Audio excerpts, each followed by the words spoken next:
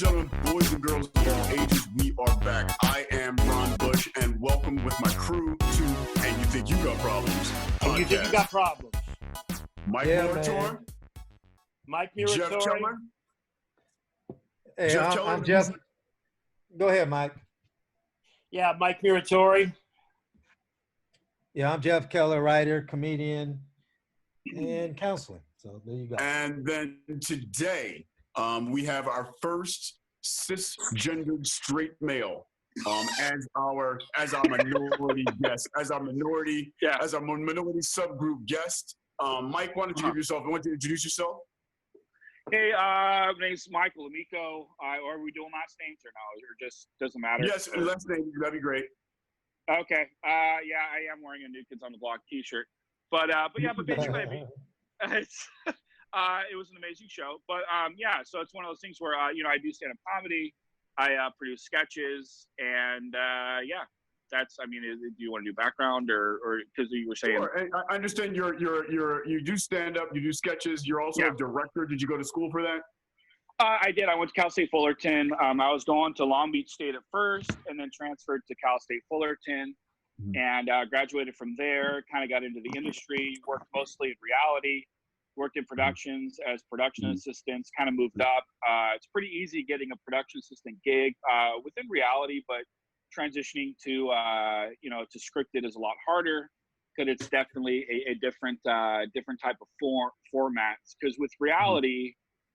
What a lot of people don't know is that a lot of reality, it's not scripted. It's more outlined. It's kind of like, hey, we're going to go to a park and you guys are going to go on a date. And then they just film.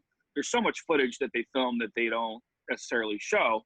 Right. But yeah, as opposed to scripted where it's like you have to film like 10 scenes in a day, or they'll film, the most pages in the beginning of the day, and then they'll film a sitcom in 5 days, and they'll film a movie or other show in like 8 days. So it's just interesting, Okay. And so the reason why we have you on the show, especially considering that you're a straight white male, is because you from a childhood, you were diagnosed with ADHD, correct? Well, not from childhood. I was actually diagnosed about a year or two ago. Now it's interesting because when I was 3, I would say don't go to Lake Elsinore because they have mosquitoes that'll give you encephalitis, causing you to go into an induced a coma. Because I was in a coma when I was 3, almost died. I was in a coma for 3 weeks. And then what happened in high school is that I actually ended up I was diagnosed after college with a schizophreniform, which was a episodic form of schizophrenia. Okay. And so I was on this medication called Zyprexa. And it was one of those things where I had an epiphany where I was with some friends in college, and I ended up going into the emergency room because I was like, which is ironic because he thought that I smoked that. And this is when weed, this is because I graduated in 2005, and this was when weed wasn't legal. But yeah, it was one of those things where I was going to go smoke with some friends, and the type of weed before that they had, it was from Mexico. So I ended up throwing up from it before. And I kind of had an epiphany where I'm like, it's not really for me. And I haven't really smoked weed. I haven't smoked weed at all since 2005.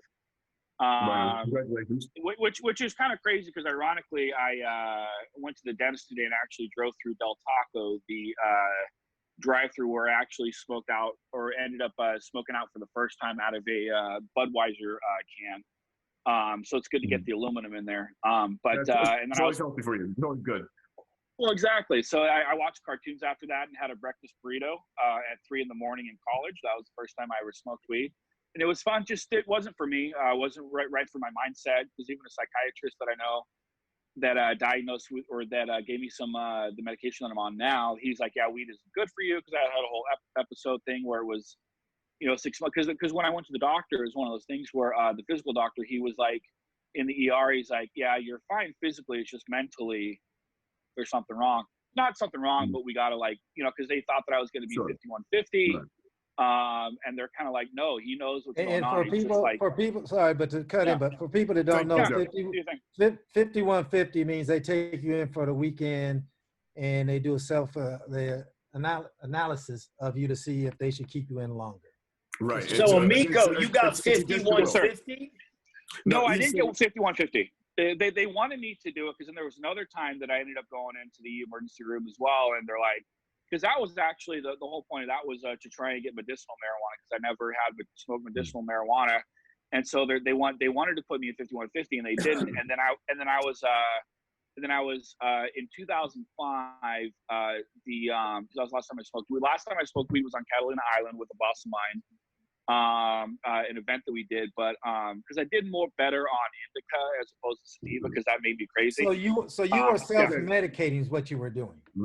I mean, back then I wasn't. It was one of those things where I when I smoked weed, it was one of those things where I would just smoke I'd say once every few times a year. You know, in fact, I remember but it wasn't. I called my devil I called my friend the devil one time when I smoked weed. And then it was just, that was more on sativa, but it just wasn't really the right mindset for me. And then once I went in and they said, you're going to have to go through this psychological process because I was an outpatient in Cerritos during that Christmas time. And I was staying at home with the parents and all that jazz too. And just kind of like getting back to, being normal. I was on this medication called Zyprexa, which was pretty crazy. And then another psychiatrist ended up telling me that he didn't think that that they misdiagnosed me, but at the end of the whole thing, which took about 6 months, I felt normal and wasn't paranoid or anything like that too. So Mike, let me ask you this. So are you still diagnosed with this form of schizophrenia now? No. Schizophreniform it's an episodic form of schizophrenia. So it was only for that 6 months. Okay. Now when I'd say about 2-3 years ago, I ended up starting to go to therapy.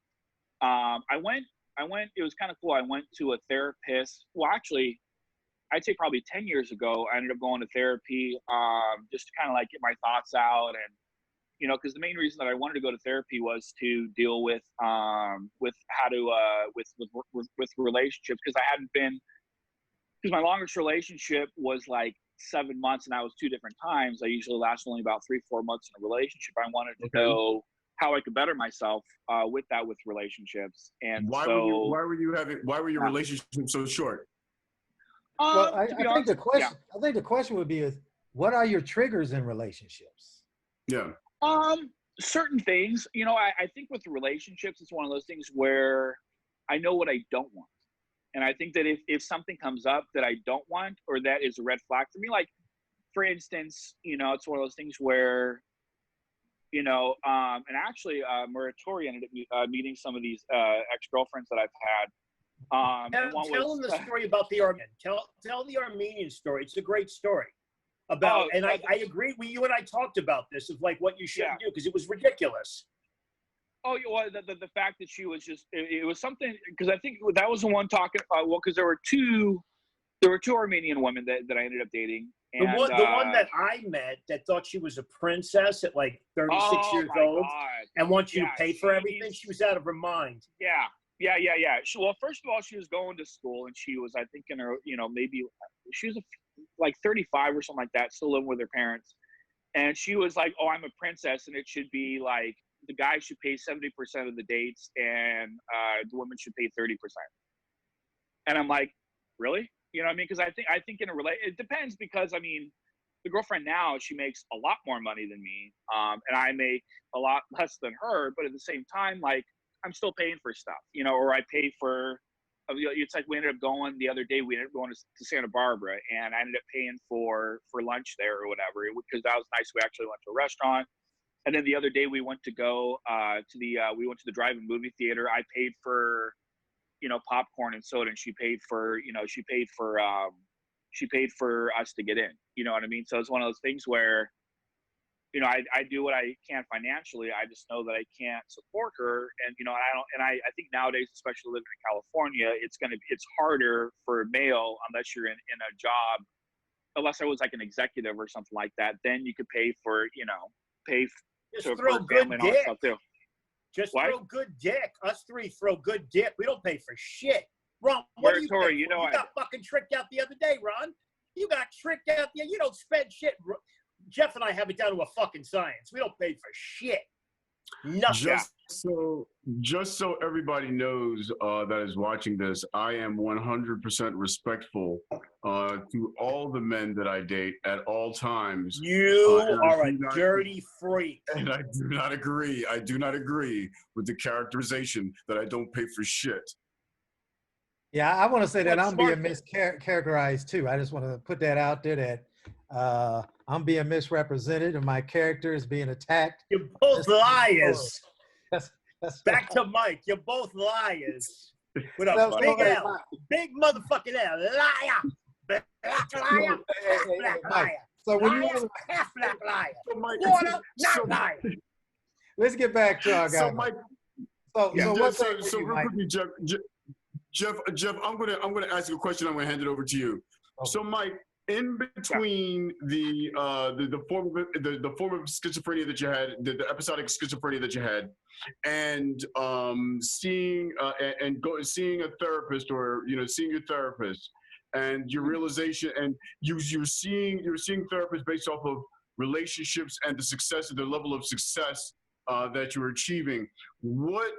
Where are you in all of that now?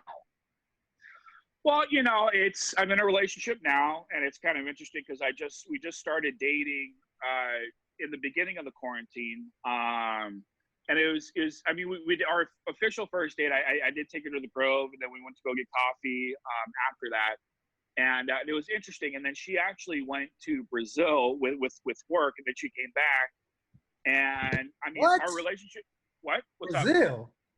Yeah, why you gotta break his train of thought? He's trying to talk. Because that's the highest COVID-19 right now. They shut down Brazil. You better go get checked. No. But the thing is that she was there way before all this happened, because she's a lawyer, and she actually deals with part of her job as a lawyer. She deals with cops, and because they were actually helping train police officers in Brazil, because they wanted to use the techniques that the LAPD is used, and so she went down there. It's kind of funny. That's not a good choice. They would have learned discrimination and abuse and killing people also, and then covering it up. Right. People, is that the technique? They just unload a clip on them? Is that the technique? And then they cover it up. And they steal one of their kidneys, like Teresa. Right. But yeah, so it's one of those things where she and then after that, it's crazy. She lives like a half a mile from where I'm at, and we've been seeing each other every day. And usually, and that's the thing too, in relationships where, I told her, if this is a normal relationship, it would probably be, I'd probably see her about 2 to 3 times during the week, but seeing her 5 to 6 times every day, and or not every day, but every week, it's a lot. You know what I mean? But I have a good time with her, and she's not bored of me. I'm not bored of her. I go see my parents and nephews a couple times during the week, so it's a good flow during this quarantine. But lots of Netflix, lots of Hulu, and actually it's kind of funny because I'm the one that's more into The Bachelor and all that stuff, and I'm making her watch all these dating shows. So it's kind of interesting to be the guy to be doing that, because we watched Married at First Sight. After the 90 days and all that stuff too. So it's just kind of fun to be doing that and watching movies and hanging out and getting to know each other. So it's different though, because we definitely have our problems and our issues, but I think it's a matter of dealing with it, and it's like little issues where you got to change stuff up. And I think a lot of the times too, it's like sometimes I'll change it up if it's not that big of a deal, and sometimes I won't. Sometimes I'm like, fuck that, or I'll be like, it's just a matter of communicating and your issues. And that's kind of what I've learned with her too, is that, because we said we've loved each other, which is kind of nice, because it was nice but I'm more the type too to be like, what are we in this relationship? What's our status? I'm actually more the chick in the relationship. That's going to be my question to you, because she's an attorney. Yeah. And attorneys can be overbearing, ask a lot of questions, like to be in control. Yeah. So let me ask you this. But to interrupt you on that, sorry. Okay. Let me get to my question. Right. Yes, sir. So, what did your mom do? What was her occupation? My mom was a accounts. She was in accounting for a convalescent hospital. She's retired years ago. Okay. Right. So your mom had a job where she's very structured, very by His the numbers. mother is an angel from heaven. But let me just where I'm going with this though. Let me get there. And so her being an attorney, she's very structured, right? Yes. And it seems like you have so much madness in your life, you like that structure. I like the structure with her, or yes. I like the structure. Yes. I do. Yes, I do. yeah. I mean, I do. Yeah, I do. I mean, it's one of those things where, and she, finish. I didn't want to cut you off. No, finish what you were saying. Yeah. No, finish what you were saying, because I didn't feel like you were, I don't want to cut you off. That's why I was done. Well, no, because it's weird because because my dad was the cop with the sheriff's department, LA Sheriff's Department. But what's crazy is that because their plan was he was going to become a cop, because he always wanted to be a cop since he was 16, and he's totally because she ended up meeting the parents. She met the family the other week on my birthday a couple Mondays ago. So it's one of those things where she liked my mom, but she's more of an introvert. But it's weird because with my parents, my dad, like, the plan was, because they got married right out of high school, which is kind of rare. But my dad wanted to become a cop. He became a cop, and then the plan was for my mom to go to school, and because she wanted to be an interior designer, but she kept on getting promoted within her industry, and she's like, she went up for reception, and she got up pretty high in her industry, but she's kind of like, fuck it, I'm moving up and making money. Like, it wouldn't be worth it for me to go back to college to do what I want to do.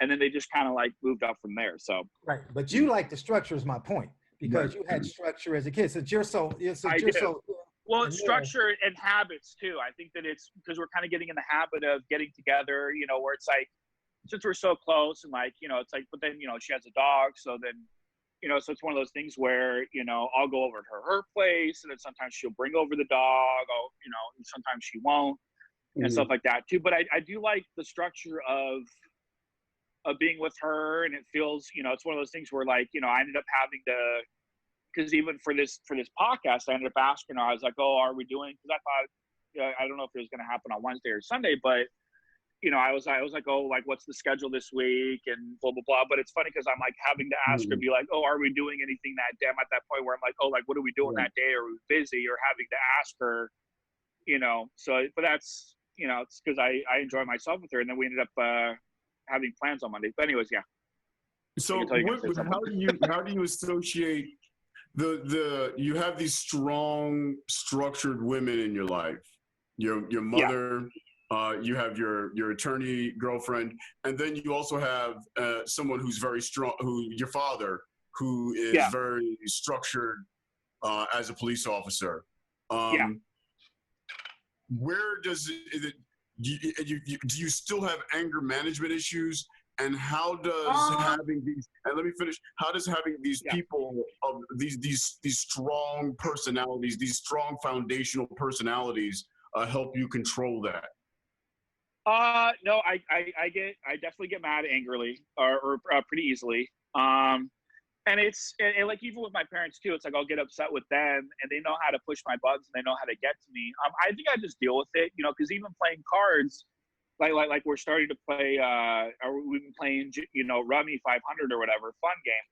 But at the same time, like, when I lose, it's like I'll get like pissed off. Like, I'll get pissed off more about like little stuff, or like certain triggers will like upset me, and or like even with like the parents, like if I know that I'm wrong, and like they like say, and like they're trying to make a point, I'll just get like more and more upset because I know what they're gonna say, but at the same time, they're trying to make their points, and I'm just getting like more frustrated with them because as a son, hearing them say like, "Oh, I'm kind of disappointed in you," like, it sucks. So for to hear like these long speeches, I'm like, and they're like, "You get so mad easily," and I'm like, well, I think it's one of those things where it's, like, they know how to push my buttons, and then yet they still do it.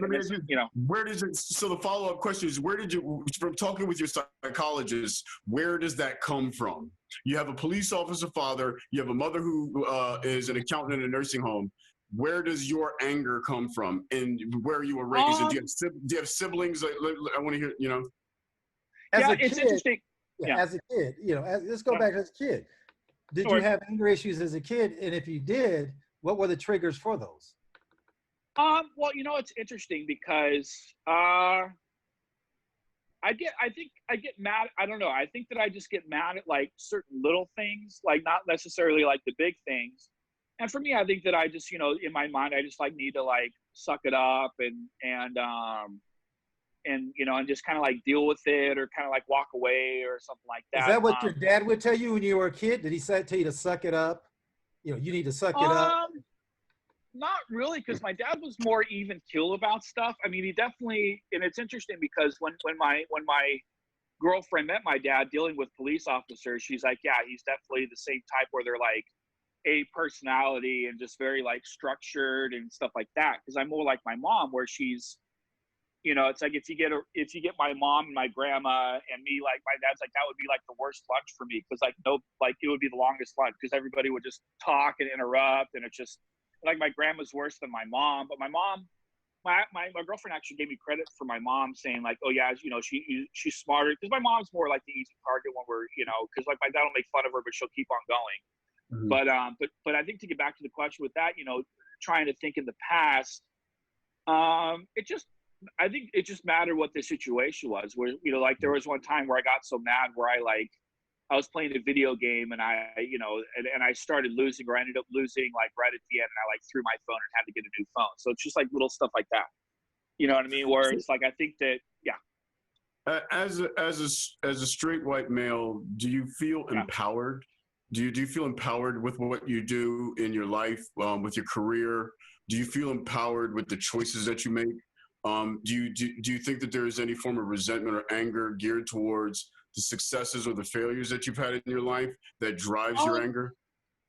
I think a little bit. I think, you know, it's one of those things where even like, you know, because like even the show like America's Got Talent, like I worked on that show for 4 years and I loved working on that show, but I never really moved up. And, you know, the joke on there was that, you know, I haven't moved up because I'm not gay or I'm not a woman.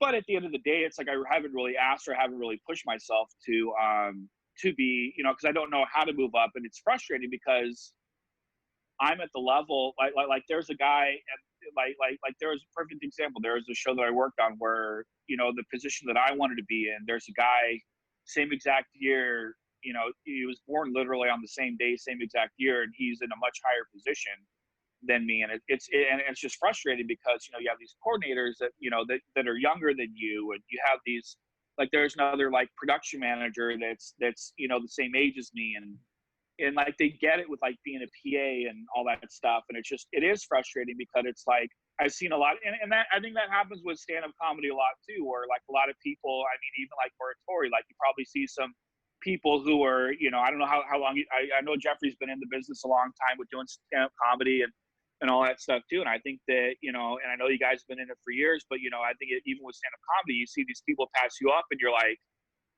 they're like 2 years in or 5 years in, and they like have a comedy special. Here, let me help you with this. In the beginning, I think for Jeff and I, we did feel that way.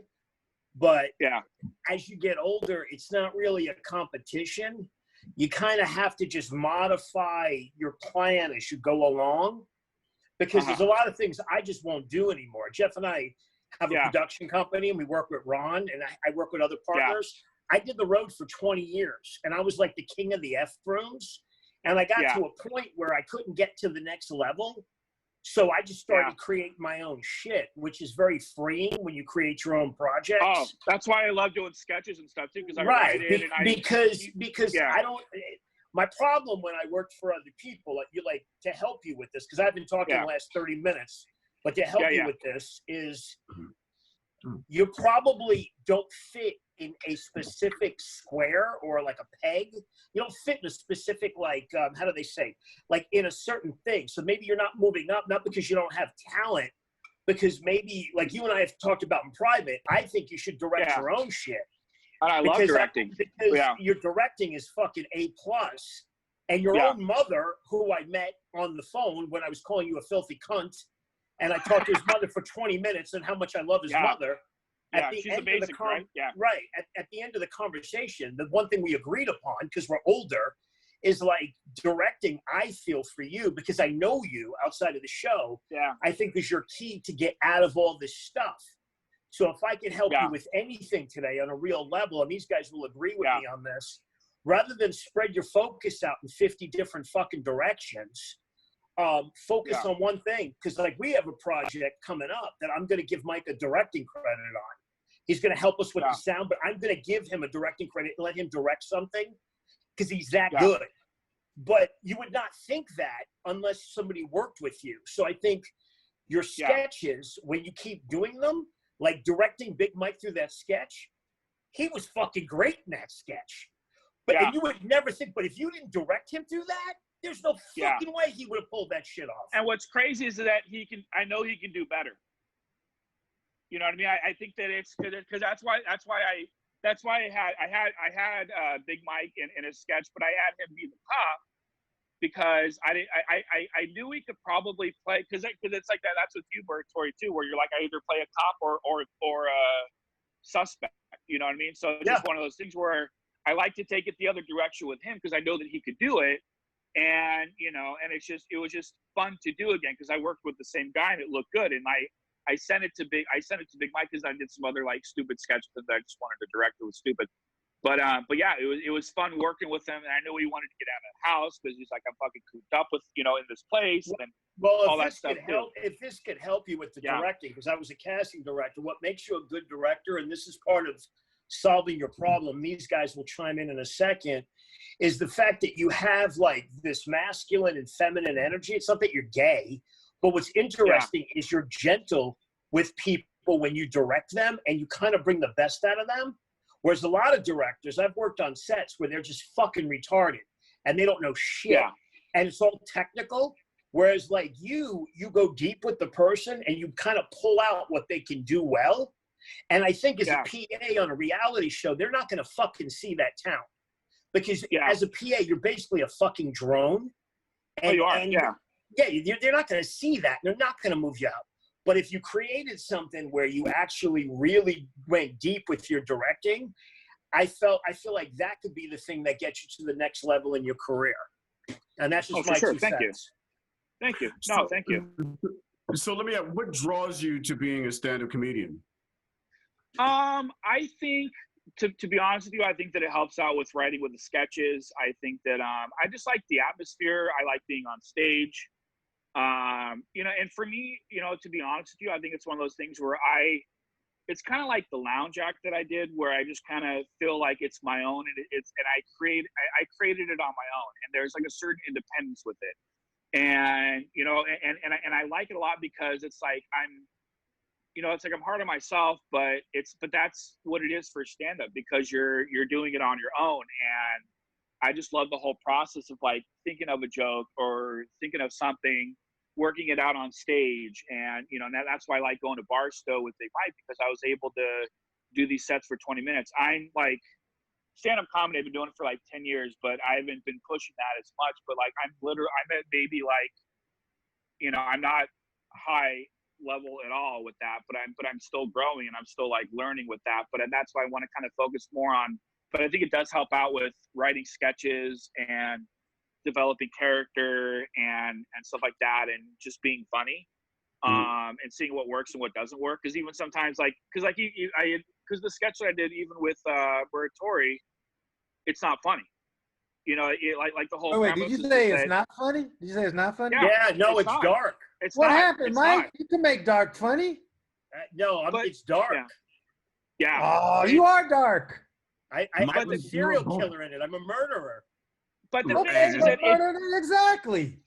No, and Muratori's a great actor, and it was one of those things where he did a great job in it. And what we did, it was just some technicalities that we had to do like ADR, and it didn't come together as well as I wanted it to. But it was just based off a premise of in an interrogation how people are silent. The whole concept. I don't think that the message really translated as well.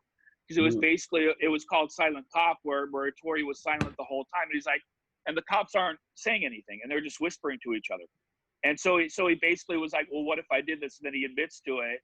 And then they forgot, the comedy was that they forgot to put the recorder on. They're like, okay, let's begin this interrogation. He's like, well, I just admitted to fucking like committing a murder. You know what I mean? So, but it didn't really, it came off more because even when I did the sketch with Big Mike, it was funny, but not as funny as it could have been. The vibe was more of a drama. So it's kind of, anyways, but I'm still working with that. But yeah. No.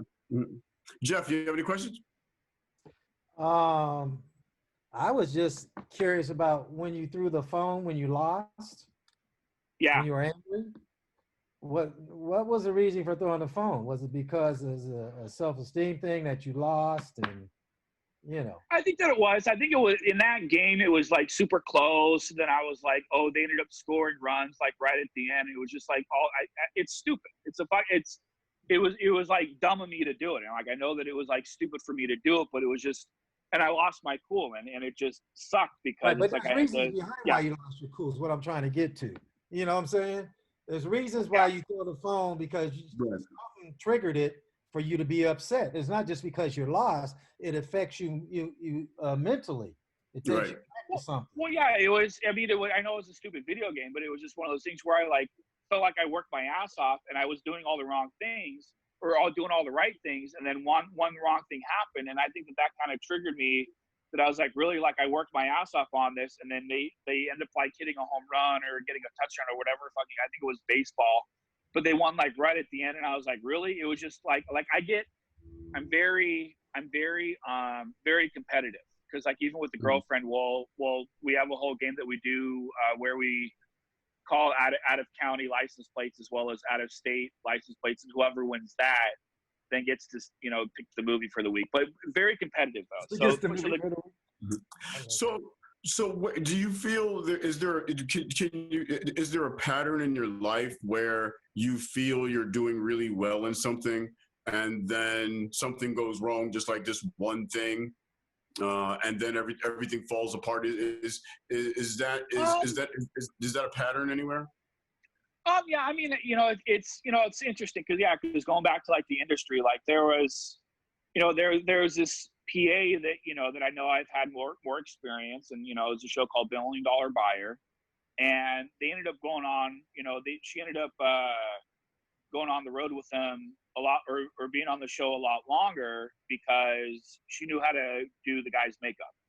So it was one of those things where there's these like little things of reasons why people,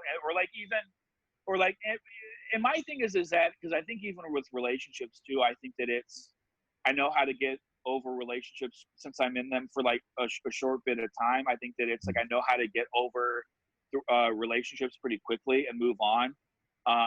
But like even with America's Got Talent, like the two people who I wasn't really. I mean, it's like stand-up comedy too. Like you're acquaintances with people, but you're not necessarily friends with them. There were two acquaintances that that were on America's Got Talent that they ended up having. The coordinators ended up moving up, and there were two coordinators there that I was cool with, but they like hired their people. So it's frustrating because like people moved up in the industry that and it was just frustrating because I've been there for 4 years, had moved up, and then two people that started after me ended up moving up quicker than I did. And it was just kind of like well, I'm there, but then yet again, it's like I don't think they take me as seriously because I'll like joke around and all that stuff too. So right. They kind of know me as the guy that's like. Yeah, you didn't nurture the relationships. You didn't nurture the relationships of the people. And then meaning this. Yeah. Meaning, yeah. Believe me, I'm the king of burning bridges. I'm telling you that right now. Yeah. I'm the king of not playing the game. I'm gonna help you right now. Okay. So you're like Kenny Lyon. When you say that one person knew how to do that person's makeup, they found a way to get in, and so they can move up. You see what I'm saying? Yeah. They playing the game. You're not playing the game. Since you're not used to having a long relationship, you just back there saying, okay, hey, how you doing? What's going on? Boom, boom, boom. Well, these other people are nurturing, getting in there and getting those relationships with those people. Yeah. You're not doing that's why they're taking their people. You're not part of their people. Like with Damon Wayans, I burned that bridge, okay? With others, I burned those bridges. With CAA, I burned those bridges because I didn't want to play the game. I didn't want to invest in there. And me too. Like I didn't want to. I can't be fake because like I can't. I hate that whole thing because even with working at The Bachelor, it was one of those things where I got in through somebody, but then I just didn't click with the people as well. And then everybody had their clicks, and just like it's just like fake of like, oh hey let's get drinks after and did it, and I'm like, fuck that. Like I don't want to hang out with you after. But I mean sometimes you need to do that. But it's with the people who you connect with, you know what I mean? And it's one of those things where, So Mike, you just touched on something very key, because I've been in corporate sales since I was right out of college, and as a gay African American, I've always had to establish these personal connections with people regardless of if I like them personally or not, because I had professional goals that I wanted to achieve, right? And so to all these straight white males that may be watching this, you know, that I'm probably going to end up sleeping with. Why not? Get it in, right? It's how it works. And you know, I mean, you're the nicest guy, but you sound like you're one cold order of French fries away from serial killer. How do you go about managing your anger and your drive for success without walking into a building and just blowing the place to pieces? Oh, that's funny that's hilarious. Ron. Right? What were we gonna say, Murtori? No. Go ahead. Because I know what you're gonna say, but go ahead. I just look at Ron and I'm like, Ron. It's not about you, Ron, and it's not about your gayness, Ron. It's about Amico right now. Do you understand? Back to Michael. Go ahead. Do you think, kid? Side note: you should watch that show Hollywood on Netflix. It's very interesting. But because it deals with Hollywood and basically gay people hooking up to get gigs and all that stuff too. But anyways, yeah, to me, it's one of those things where I think that probably either through other sources, I might, like I smoke cigarettes, I feel, where Tori told me not to. But I think that's one of those things where through different stuff like that, or just kind of like, like I started meditating one time too, like when I was going to therapy, and that was kind of helping too, to just kind of like, get your thoughts out or just kind of like think of nothing. And it was very therapeutic. I started, and Jeffrey knows too that I, was going to the gym. And that was kind of more of a therapy thing, I think, for dealing with that. I've been biking. I've been trying to bike during this whole thing. And, it's nice to get out or whatever, just doing like little things, I think, to just kind of get that energy out or take time. Or I think a lot of the times too, what I'll do is I think I do need to try and find ways to release that tension and that anger in a positive way, because I think that a lot of the times, like, I'll watch a TV show or I'll play a video game or I'll smoke a cigarette to like I'm editing the sketch right now, and like but I'm looking at more of that as like a reward or just to relax or whatever. I think that it is, I don't know, I feel like I do need to like meditate more or or just kind of find these positive ways to exert that anger out and frustration out, because I think what it is removing yourself from the situation and not thinking about it and being distracted by something else, and then either going back to it or because that's, I mean, I hate to say it, but because I was, I hate to bring the name up because I burned bridges with David Berger, but it's one of those things where that's what I did like about him, where and I respected about him, where he was able to instantly get over things. And I think I get that from my mom, where I either hold grudges or I'll be thinking about something, and I feel, and that's what I like hanging out with him too, because I did learn that, where you would get over stuff like pretty easily, you know what I mean? So, and I do need to learn how to do that, but also, yeah, I think just find ways of positivity to deal with it, Yeah, you gotta know where that anger comes from. Like for me, I understand where mine comes from. I understand that since my mom was a hustler and my dad was a hustler, and they did a lot of prison time and stuff like that, I didn't like being hustling in the game in the industry because of that. So I understand where that comes from. You see what I'm saying? And so you have to try to look back and see where that anger comes from. There's something that happened that's driving that anger. It didn't just happen. Something has come. Like I used to punch walls and that, and I understood why, because my parents were always in prison and stuff like that. I get where my anger comes from. Right. Where does your anger come from? Well, I think for me, it's one of those things where I think that, I feel as an individual, I want to have more independence just for myself and have, the ability to, pay for my stuff, to just, make the money that I want, to be able to pay for the stuff that I want, being a job that I'm happy with, where I can grow, where I am being successful. I think sometimes it's, and it is one of those things where, I think when you're, an early comic or whatever, because I was even noticing this too the other day, that, that I had a show that I was producing, like, oh, can you hear me? Oh, yeah, somebody's we hear you. Yeah, we hear you. Okay. Yeah. But I think it's one of those things where, I noticed that I try to, producing shows, stand-up comedy shows wasn't for me because, I'm not a booker. I'm not a hustler. I don't, I feel like even with, because I was in bands before, and I feel like if you're promoting, I feel like it's more knowing than anything, but that's, and I'd rather focus more on, stand-up and stuff like that than promoting. So for me, that really wasn't, good to be doing shows, but it was, it's one of those things where, like, so I think even with stand-up comedy, like, you feel like you deserve a lot of stuff before you actually have earned it. You know what I mean? So I think that it's like, I didn't deserve to have a show at Flappers in the Yoo-Hoo Room like 2 years in. You know what I mean? And it's like, I didn't feel like that. Like later on. Whoa. Anyone who can hold or look at a microphone can have a show in the Yoo-Hoo Room at Flappers. Wait. Why you messing with the man's self-esteem? He felt like that was an accomplishment, man. You gonna rain on his parade? Right, I'm giving him confidence right now. Do not think, no matter how good or bad you are, that stand up. Anyone listening to this, you can get stage time at Flappers. Well, I hate to be honest with you, but I think that they ended up doing a smart thing by selling groceries or whatever they needed to stay afloat. Because with comedy, I feel like a lot of places are going to be fucked. I think that it's one of those things too, where it's like, I was even talking to Tori about this earlier. I think those hole in the wall places, I said those hole in the wall places, they'll basically be out of business, but some of them need to be. But at the same time, I feel like they'll probably shut a place. It'll be like the haha, where it's like they'll shut it down, but then start it back up somewhere else, like once they can. No, the haha wasn't like that. Yeah. The haha, Jack was he was building the club already when he was shutting it down, and that's why he shut it down, because he's already building the club.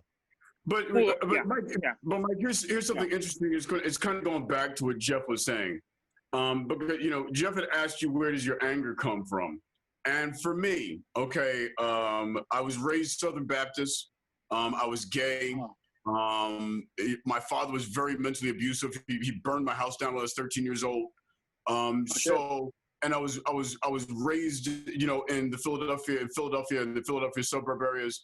And so I was brought up around a lot of violence and a lot of toxic masculinity and a lot of religious-based self-hatred, right? And so my anger comes from my childhood on how I was denied so many different aspects of myself because of how and where I was raised, And you heard Jeff's explanation briefly about where his anger comes from. But when we asked you where your anger came from, you started telling me about modern successes, and that's not where anger comes from. You can those are triggers based off of what happened in the past. And so I don't want to dig too deep, and if I'm digging too deep, but I can go as deep as you want. I don't care. Yeah. Right. So where in your childhood were you denied who you were?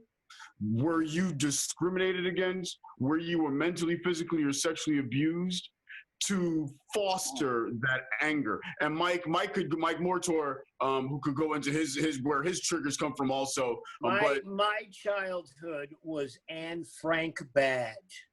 Right. Picture an addict, not an addict as in a drug addict. Picture living in a fucking addict. No heat, no hot water in the wintertime in Connecticut. People ask me, why don't you ever get cold? Because I used to live in fucking sub-zero weather in the fucking winter in a house. So yeah, my thing is with you, Mike, because we're coming to help you with this. I think where you have the problem, because I know how successful you want to be, right? Yeah. These guys can help you with the anger. My thing is this. I know your talents, and as a casting director, I can see where people are supposed to go. My thing with you is I would say make your directing your major focus, right? create shit where you're directing, use your stand-up and your acting to make your directing better, but make your directing the focus of your career. And I think if you do that, you're going to fucking break through. Like, I don't even think you need to do any more PA jobs. I tell you to go fucking do Uber or Lyft, whatever the fuck you do. Yeah. And create a project that you direct. You get actors that can really fucking bring it, and you use everything that you've ever learned, including your anger. These two can help you better than me on this. Use the anger to fucking drive you to make the thing perfect. But the mistake you make, because I know you, is you spread your fucking focus out too much. And these guys can listen. These guys can help you with this. And this is what I've noticed about you, is you try to please people to be their friends. Starting today, these two can help you, because us three, we're old. We don't give a flying fuck anymore. Yeah. Like, if you don't want to be my fucking friend, you're gone. Fuck off. Like, driving certain comics around, we're not going to name names, fucking trying to people please motherfuckers that aren't paying you or not helping you. Get rid of all these motherfuckers. Yeah. And just focus on your goal. He's right. He's right. No, he's 100% right. And Mike, answer the question. Answer my question. But you're trying to see where the anger stems from, right? I'm really trying to get you to go back and get into where the root came from. Because you've heard the three of us, where we're at in this, how we got here, right? But I'm not hearing why you have anger issues if you've had this great childhood. I'm not getting the connection, and so that's what I'm trying to figure out. I think it might be, I think it might be something where I thought that I should be a lot further, relationship-wise and in my career, and I'm not. I think that might be frustrating. I don't know, to be honest. I mean, I'd have to think about it. I'd have to think about it a lot more because I know that because I did spread my wings a lot in high school. I did, I was doing water polo, I was doing drama, which is actually kind of crazy because this kind of fuels me a little bit, but it's kind of interesting because I knew that I wanted to be a sitcom director in high school and I think I was telling Mike this before too. It's kind of funny because I was doing the acting thing in high school. Could have lettered being a thespian, but I'm like, I don't want a letterman's jacket for a non-sport. That'd be fucking crazy. But there was a high school teacher that told me that I was a good director, and which is kind of funny because I was like, well, what about my acting? But it's one of those things where, I like being on stage and all that stuff too. So it's just kind of interesting, even going back to high school, it was weird because the person who like kind of inspired me to be a director, I don't even think she remembered me. So it's kind of weird how that kind of was. And I'm like, well, what am I fighting for? You know what I mean? It's like I knew like my junior, my senior year that I wanted to be a director and, go to school for it because, that's kind of how I was raised because my dad, had to quit the high school team. He found out later, and I respect the fuck out of him because he got his AA, he paid for it. He had to quit the high school basketball team to pay his parents' mortgage that he found out later on. And he wanted us to go to school, and that was basically our job, but I also wanted to work. So I ended up, ref-reffing and all that stuff.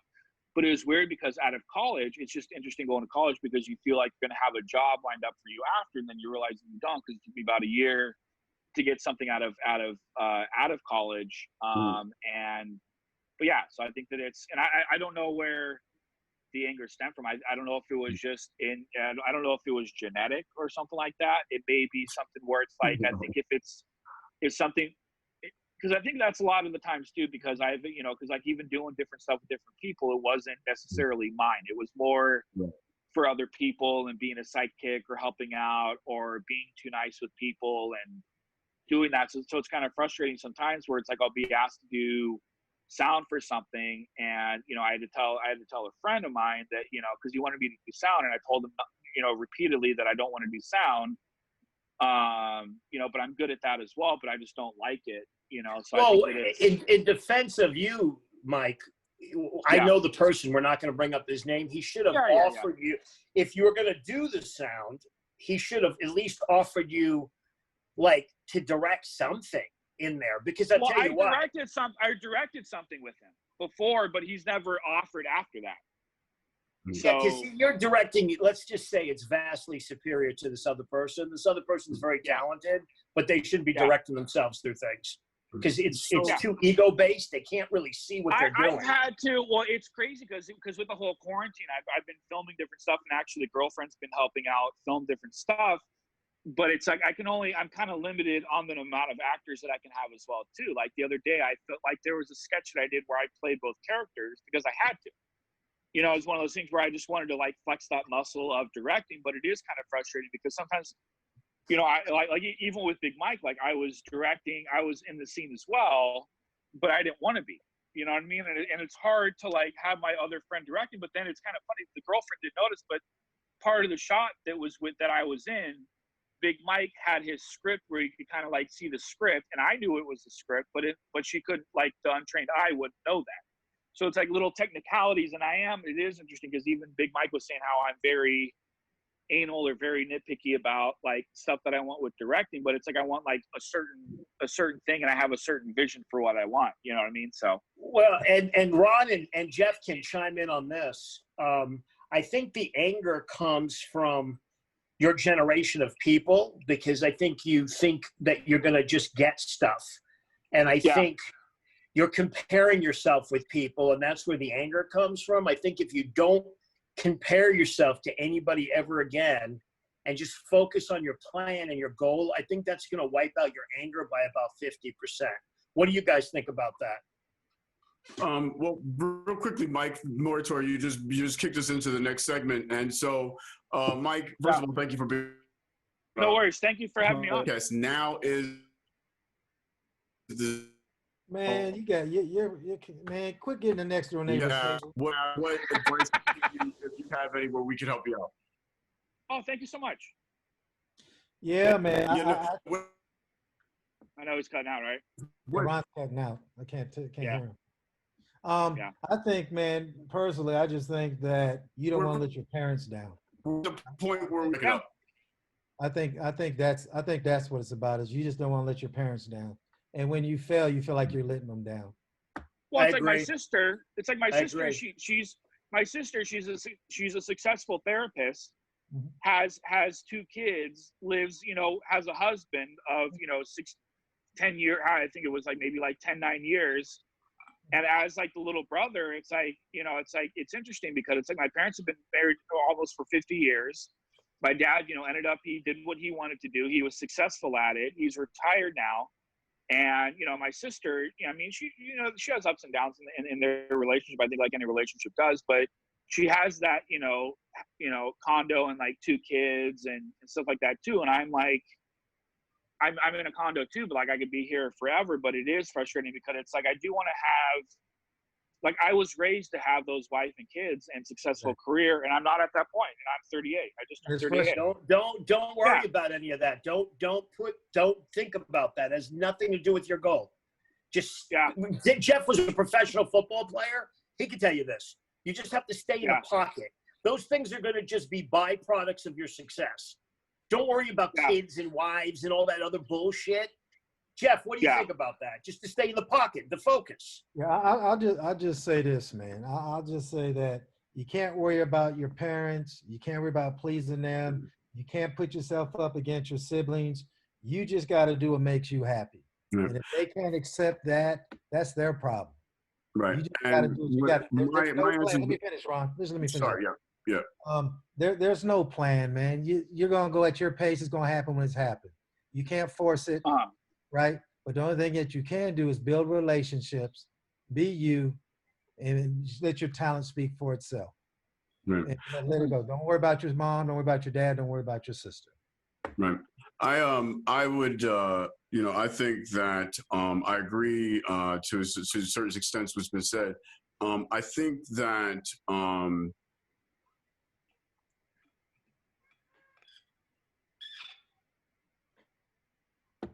I think you need a new internet connection. That's what I think. Yeah, motherfucker, you need to get a new phone. Yeah. Oh, damn. Yeah. Damn, next man. Get an iPhone.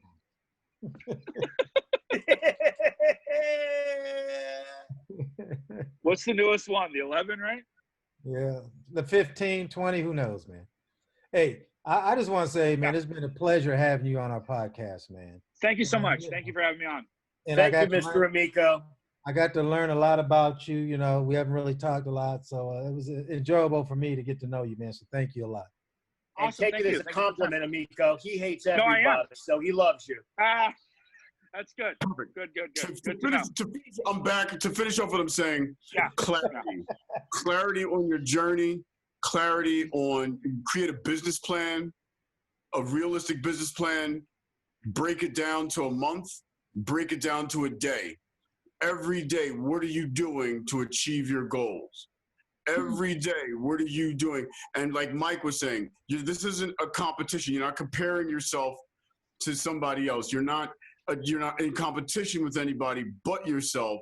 But if you don't have clarity on who you are, the reasons why you're motivated, the emotion, where your emotions come from, and the journey that you're about to take, then it's hard to achieve the goal. You know? Mm-hmm. And so really kind of sitting down and starting with a business plan and going from there. This is the business. My business is this. And this is how I'm going to get there. And this is what I need to get there. This is the inventory that I have. And this is what I need to develop and or have. And then you start you put that down so you can actually start visually looking at that plan and achieving that goal, because they call this the entertainment business for a reason, because it's a business. It's where artists turn into business people. And so it's something I had to do. I had to strip away all my businesses and all the stuff that was behind that I used to have so I could build what I'm working on now. Mm-hmm. I would also tell you, Mike, you've got to learn to live in the moment, right, which is really hard for millennials to do. Yeah. Get a book. You can buy it online or download it, called The Unfettered Mind by Tak Wan. It was. Text me that later I will at the end, because when I teach people how to fight with weapons, if they think about the movement or the technique, they're going to get hit every time. And it's about becoming free. And that's where all the happiness is in life, is to live in the moment. Men tend to live in the past. Women tend to live in the future. So the trick is, if you can live in the moment, you'll be able to savor each thing in your life, where your anger will probably go from a 10 to a 5. Mike, that was beautiful. That was absolutely beautiful. Mike, I mean, that was just absolutely beautiful. Congratulations, Mike. I've watched you grow and develop in this podcast. I'm talking about Mike Mortor.